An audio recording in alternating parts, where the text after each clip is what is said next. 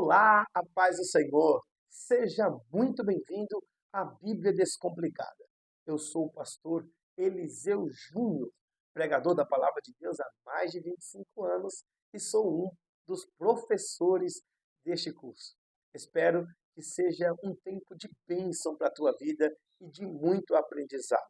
Quero também agradecer a Deus pela vida do pastor Wallace Rodrigues, que está na regência geral deste projeto. Eu tenho a intenção simplória, básica, de início, claro, de trazer um resumo sobre o Pentateuco. Então, vamos mergulhar agora na base da fé judaica cristã, o Pentateuco, que é por eles chamado de Torá, que são os primeiros 5 livros da Bíblia. Pentateuco, penta de 5 e teuco de livros ou rolos, como antes eram escritos. Não tínhamos a definição de livros, mas sim de rolos. Por isso, Pentateuco, 5 primeiros livros da Bíblia, foram escritos por Moisés. E é interessante saber que em Atos dos Apóstolos, capítulo número 7, Estevão está dizendo que Deus permitiu que Moisés fosse formado em toda a ciência do Egito. Obviamente, ele precisava ter um cabedal bem estruturado. E o Egito era a potência da época. As melhores faculdades, medicina, em tudo que você procurasse, o Egito era pioneiro e excelente dentro de tudo o que tinha de novidade no antigo mundo. E Moisés, ele foi alguém que foi criado em toda a ciência do Egito e foi capaz, claro, capacitado por Deus, mas dentro de um aprendizado que teve no Egito, de trazer estruturas magníficas, como os 5 primeiros livros da Bíblia. Vamos começar com um livro, obviamente, de Gênesis, que significa em hebraico Bereshit, ou seja, em início. A preposição em é bem colocada, porque eternidade não tem começo e nem fim. Então, no princípio, parece um ponto de partida, mas a preposição em início dá a ideia de que em algum momento da eternidade se começou todas as coisas. Então, Bereshit bara Elohim, ou seja, em princípio criou Deus os céus e a terra. Bereshit, ou Gênesis, tem a ideia de mostrar o início de todas as coisas. O início do mundo, como o Senhor formou o homem, o início do pecado, como tudo começou. Por isso, Bereshit, ou seja, em princípio, em início, em começo. Também tem a ideia de mostrar os patriarcas, Abraão, Isaac e Jacó, como o Senhor chamou Abraão, como o Senhor o mostrou que seria pai de uma grande nação, como o Senhor deu a ele Isaac, como Isaac foi fiel àquilo que o Senhor tinha prometido a seu pai Abraão, como Jacó, pai das 12 tribos. E por último, chegamos em José, um dos 12 filhos de Jacó, que foi governador no Egito. E no final do capítulo, nós temos o ingresso de aproximadamente 70 pessoas no Egito, aonde se multiplicaram, cresceram e se tornaram um grande povo morador das terras do Egito. Logo em seguida, nós temos o livro do Êxodo.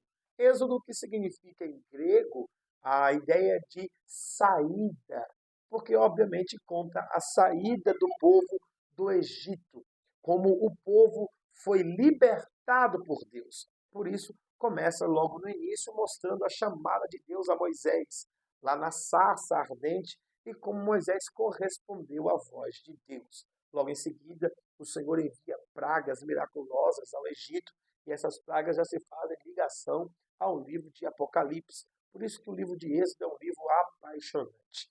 Também temos a saída, literalmente, a abertura do mar, como o Senhor derrotou os egípcios dentro do mar, e logo ali nas cadeias dos montes de Sinai, o Senhor entregou a Moisés 613 leis, resumidas em 10 mandamentos. Logo depois, nós temos o livro de Levítico. O livro de Levítico é um livro cerimonial, um livro cheio de ritos, mas eles tinham por intenção ser sombra daquilo que Jesus fez. É tanto que quando você ler o livro de Hebreus, você lê o escritor explicando Levítico, porque tudo o que acontecia de cerimônia lá no livro de Levítico, Jesus fez e cumpriu. Jesus foi o Cordeiro. Jesus foi o sumo sacerdote. É interessante que todo o desenhar do tabernáculo, Jesus foi o altar de holocausto. Jesus é ele que tem a pia de purificação, os pães da preposição, enfim, todos os ritos e cerimoniais do livro de Levíticos. É importante que você leia, que você se aprofunde, porque você vai ver Jesus em cada versículo de Levítico. Depois nós temos também o livro de Números. E, obviamente, Números tem essa intenção de ser uma contabilidade, porque no início do livro nós temos um censo para saber quantos judeus, quantos hebreus existiam. E então, por isso, se dá o nome de Números, porque foi uma contagem.